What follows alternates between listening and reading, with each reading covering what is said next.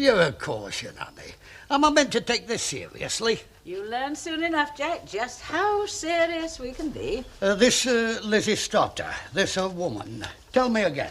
Jack, I have already told you the story in its entirety. I should have thought the significance was obvious. I am withdrawing all services from you as from today. Oh, I got that bit. Yes. All services which a woman would normally provide for her husband are being withdrawn until you sign the petition. The bus is removed and the louts who patronise it. And suppose I say that you're redundant? Sarcasm will get you nowhere, Jack, and if I were you, I'd make an early start. Hey, no advice. That's been withdrawn. Oh, where's my clean shirt? Clean shirt, Jack. Ah, yeah. Hey, you're not telling me that... Well, of course, the laundry service has been withdrawn. Also the sewing, the ironing, the darning, the mending. All right, I'll dress casual.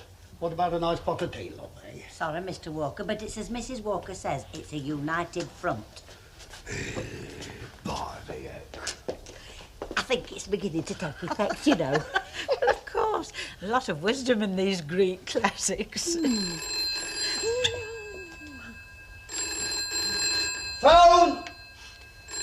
The phone, Jack, is registered in your name. And the telephone answering service has, of course, been withdrawn.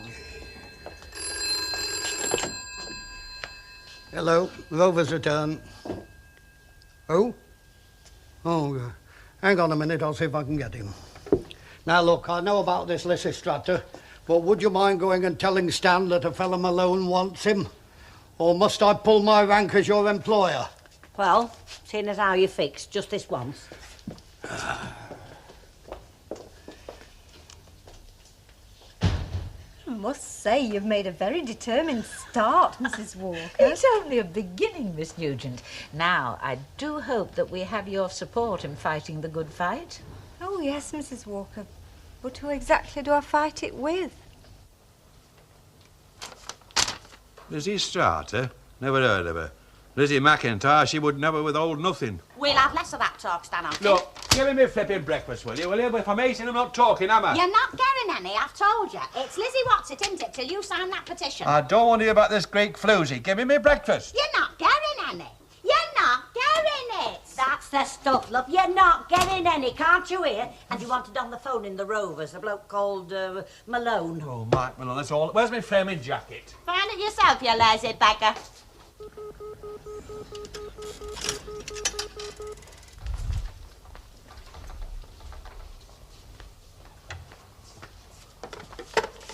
Hello, Stanley Ogden. I hope you realise you're costing me a fortune in tanners.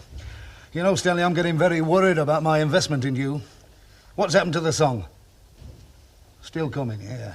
Look, Stanley, just make sure it comes round to the robin this morning. Because if I have to stand that agent up twice, you'll get stood up yourself in court for misrepresentation, false pretences and conspiracy to defraud. Have I intimidated you? Good. Just get it round here. Sorry about that, Jack. Not bad news, I hope. Oh, no. The worst it can do is kick my flipping teeth in. Oh, come on, give us a I kiss. told you. Well, we never miss. You see, it brings me luck, honest. No.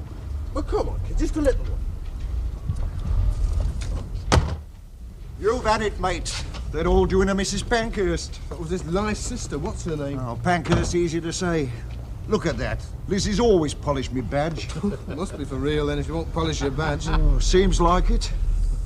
How's that? Is it all right? Yeah, lovely. Hey, look out. Here's another. Hey, have you had this Greek cobblers for breakfast? Yeah. Nothing much You besides. must be flaming daft. Are you signing that petition? Not likely. It'd be submitting to force. Well, I never keep it up anyway. I'm glad to hear it. I'll see you. Oh, you're in the right pickle, aren't you? You know, being a bachelor has its compensations.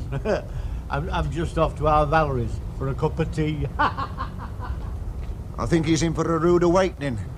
In Greek. Help me to forget all time. Well, how does that grab you? Is that what I'm supposed to say? Dreaming time. That's magnificent. I don't know how you do it. This one should do it. Meaning I got nowhere with the first one? Ah, well, it wasn't just exactly this. There was something. This'll do it. I think I'm past caring. I'm a bit long in the tooth to get excited about Tin Pot Alley. Pan Alley. Tin Pan Alley. I'll be in touch. That, honey? Oh, okay. Tin what? Oh, never mind him. What brings you round? Oh, I'm going to bring your book back, Mr. Sharple. Thanks so much for the loan. It's very interesting. Although right now it's classical Greek drama I shall be boning up on, isn't it? Well, you fellas are always on about the right to strike, the right of every man to withdraw his labour. And now it seems it's the right of every woman. You fellas regard yourself as bosses, you expect the same trouble as any other boss gets. Mrs. Sharple, how do you think I'd manage as one of the bosses if I went into business? Why, you're thinking of setting yourself up? Well, not seriously, no, but just supposing I did. Buy a little business and try to work it up. How do you think I'd get on? What you're really asking for is advice, isn't it? Suppose so, yes. Well, I'm sorry, lad, you'll get none. Of course, Lizzie Strata. Yeah, like you said. Tell me what to do as I pass my life with you. Help me to forget the time.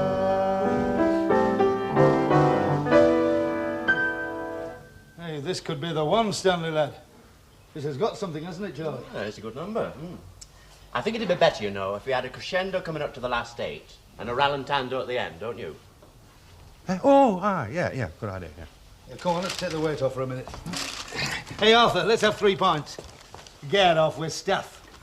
Oh, now you keep doing it, you know, Stanley lad. Oh, churning them out like this, they're not bad numbers, are they? How do they come to you? My inspiration, you mean? Well, usually when I'm walking home from the pub, you know, when I get a skinful, they seem just floating. Mozart was like that, you know. Once thought of a whole symphony in a flash, just like that, all there. Took him 3 days to write it down. I don't have no trouble writing it down. Stanley gets the experts to do the donkey work for him. He's not as daft as he looks. Hey, you Twiggy. That'll be 4 and 2. 4 and 2. Yeah? I'll bet you, Mrs. Walker, you can't tell me how much that is in decimals. Well, I could now, Ken, but to do so would mean starting a conversation. And the customary service of conversation with the landlady has been withdrawn from this hostelry. Right, that's a right mouthful, isn't it, for somebody that's not conversing? You know, Mr. Tatlock, you wouldn't know the difference between a conversation and the Hallelujah chorus. The monologue is your forte, after all. Marvellous, isn't it? Insulted to your face in your own pub. I've got a good mind not to drink that now. I would if I were you. You're going to need to keep your strength up. Why? To wash this little lot that you left for me this morning. But little me isn't doing it. And you can darn your own socks, too. Cheer up! You're going to have a lovely time in the laundrette. You're going to meet all your friends. Hey, come on. Grow up on all this sort of thing. Who was this Lizzie Strata? Right, who's on him? No thanks, then. I'm just about to give my lecture on classical Greek comedy. Well, come on, let's have it. Right, you're all supping comfortably? Well, I'll begin. About 2,500 years ago in ancient Greece, they had this thing going called the Peloponnesian War. It was the Athenians versus the Spartans. They're another brand of ancient Greek. Well, the women of Athens got fed up to the eyeballs with being left at home to look after the kids while the men marched off to the wars. Because the wars went on for about 30 years in those days, you know. So this chap, Aristophanes, wrote a play about a woman called Lysistrata.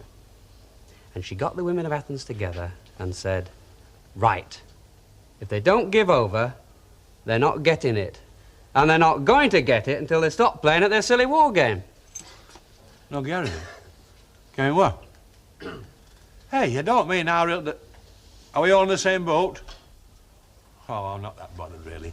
Give us that pint over, Jack, will you? Anyway, look, as I see it, the best plan is to do absolutely nothing. I'll tell you what, we'll all meet here, same time tomorrow, 10 to 1, the whole thing's over. You reckon? I'll never keep it up. Are you sure I have to put a pint on it? Well, you're not that sure, are you? All right, then, a pint all round says this time tomorrow the whole thing will be finished, and you can carry me home. That won't be needed, Ken, at all. Believe me, you'll be cold sober.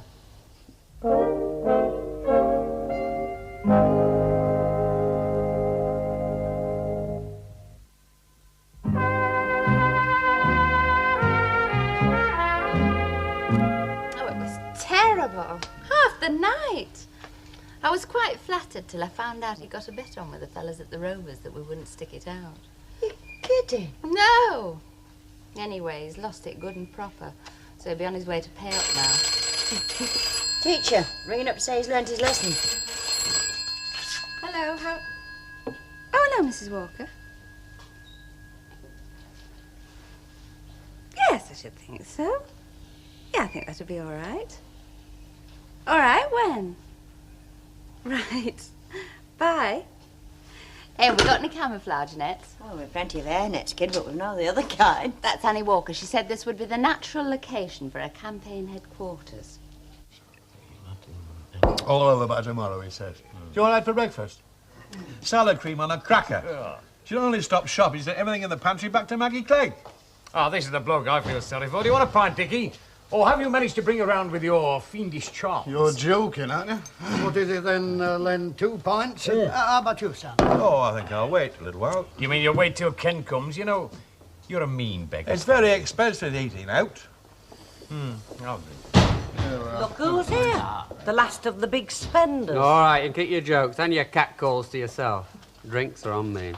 Do you know, I think I would like to have the pleasure of serving each and every pint with my own hands. So you want to know how many it is? 1, Yes, 2, I 3, do 4, 5, 6 pints, please, Mrs. Walker. And a drop of rum. Make that another pint. Any road, you deposed as leader. I always knew you'd lose your head in a crisis. Well, I never actually stood for warlord, you know. I mean, all right, so I was wrong. And how? Well, anyone got any better ideas? Hey, Cyril, you're tuned into the criminal brain. What's your answer to blackmail? Well, I've been giving it some thought. Come over here. Come on.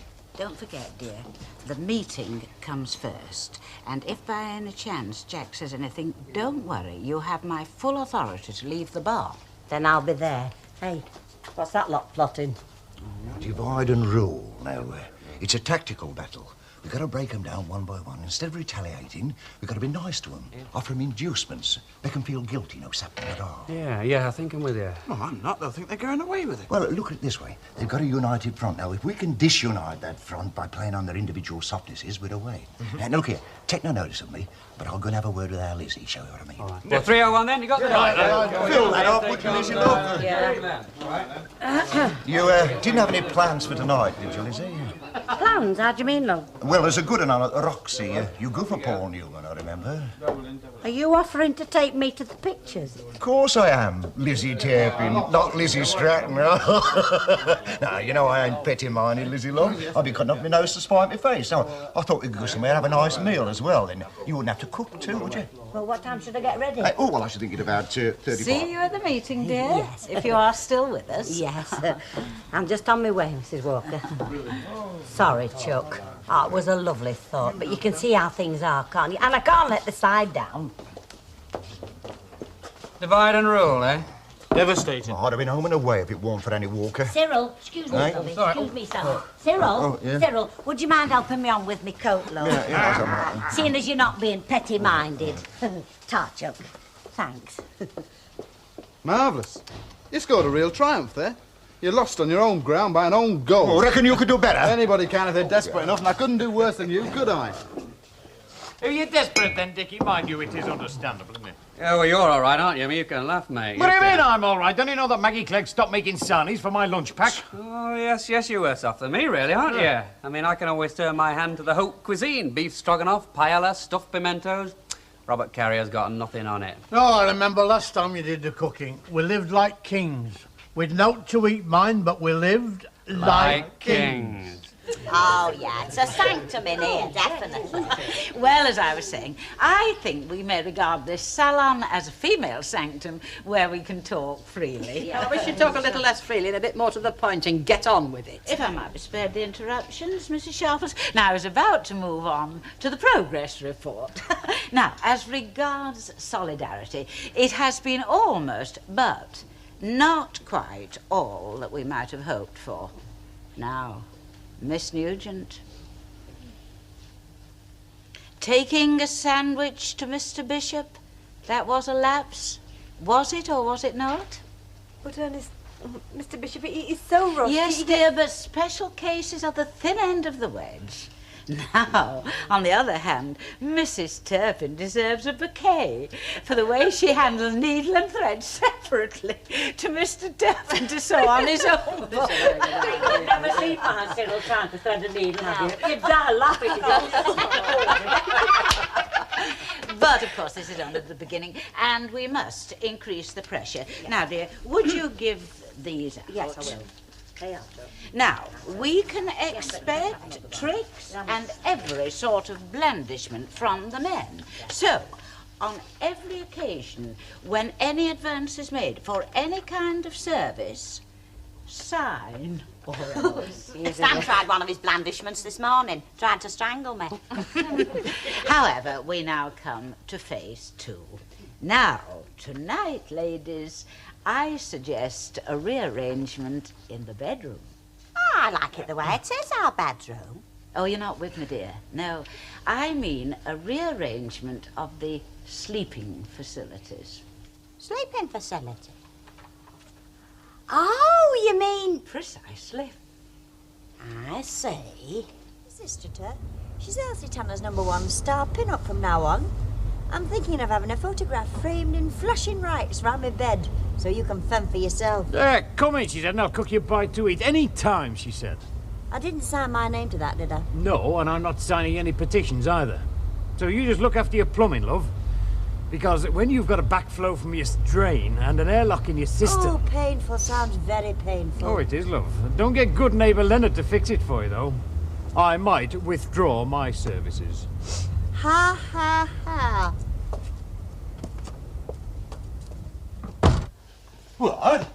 You don't mean I it. do, Stan. I'm sleeping in our Irma's room until you sign that petition. Oh, you don't mean it, Chuck. I do, Chuck. But I need you. I must have you. Well, that's going to put me feet. Oh, Stan, I'll brain you.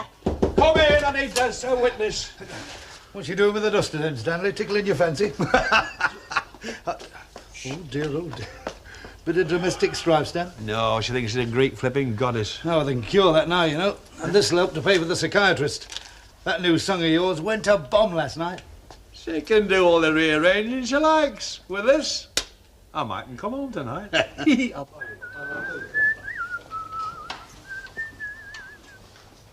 Aren't you glad I didn't withdraw my services, Mrs. Sharples? You wouldn't look nice doing this job when you're tired, would you?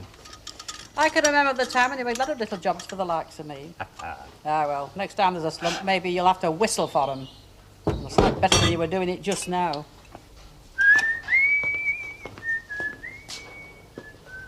Where did you pick that up, that tune? I don't know. Oh, aye, the Robin Hood, a fella called Mickie Malone was singing it. Oh, the where? The Robin Hood, it's a place where they go in for a lot of cabaret, you know. It's a new one. Do you know it?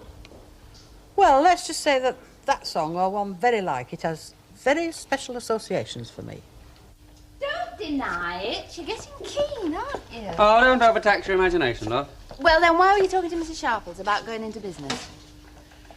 Is there no such thing as a discreet conversation these days? I went round to return a book and we happened to have a little chat. You did not. You went to Mrs. Sharples for advice. You always have done, ever since you were a kid. Well, all right, I'm just fed up with hearing fatuous cliches about people with academic brains not being able to hold their own in the business world, as if it's some sort of jungle. But it's not. It's probably a doddle. That's why they put around these scare stories. Yes. And yet, I mean, it's ridiculous to assume just because someone's got an academic brain, they don't know the price of a penny bun. Oh, Ken, admit it. Well, all right, I'll tell you what. I knew this chap once. He was from the Manchester Business College, one of your purebred pedigree academics. He was earning money faster than filling buckets. And do you know what with?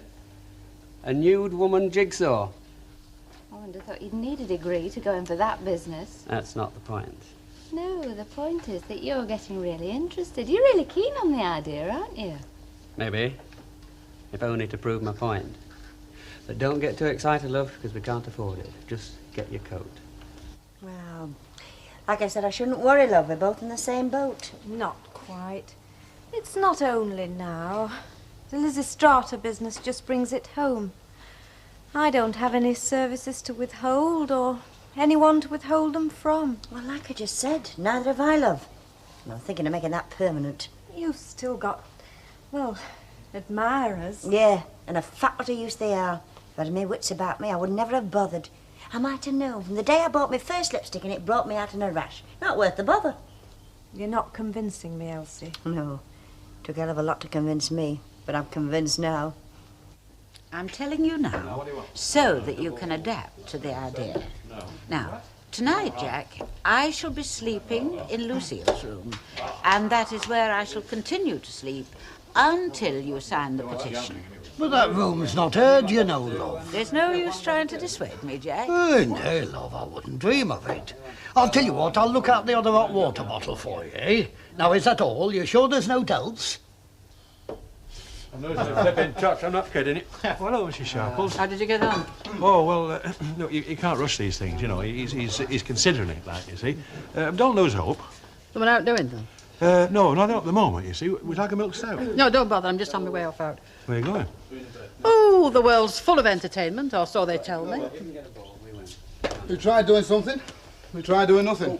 It didn't really work either way, did it? Where do we go from here, then? Look, if you give in to a woman, you spend the rest of your life on your knees, you know. If we concede a thing like that to them, we've had it. I mean, once they want someone else, the same old caper. Yeah, all right. OK, so we resist. But it's high time we got ourselves organised. And the answer, gentlemen, is a commune, a kibbutz. Huh? One bloke could take a load of 10 to the laundrette, ditto with the food, and so on. A commune. Yep. How about that, then? Well, I'm glad you sound enthusiastic, Len, because I was just thinking your place is ideal for this. Well, I talked myself into that one, didn't I? That calls for a drink, doesn't it? Hey, Stanley, you're never going to buy a round. Not a whole round. I always time me whack. Come on, Jack. Drinks all round. Everybody asks me how I know. I smile at them and say, I know, I know. Oh, I know, I know. Hallelujah. I know the love.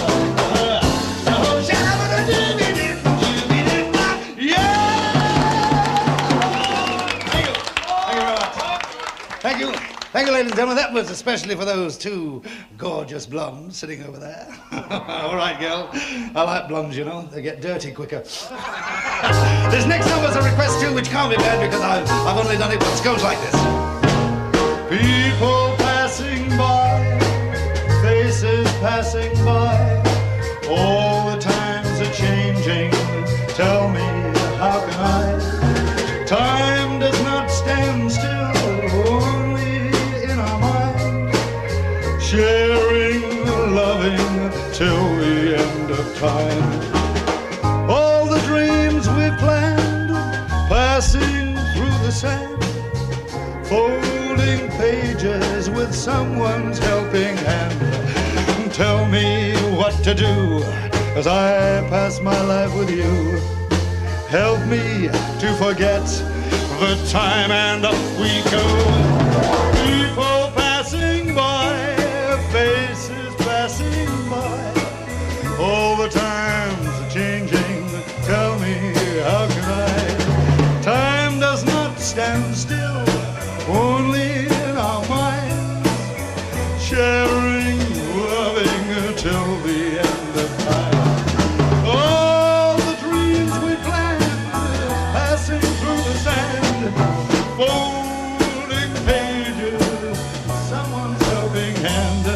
Just tell me what to do as I pass my time with you. Help me to forget the time.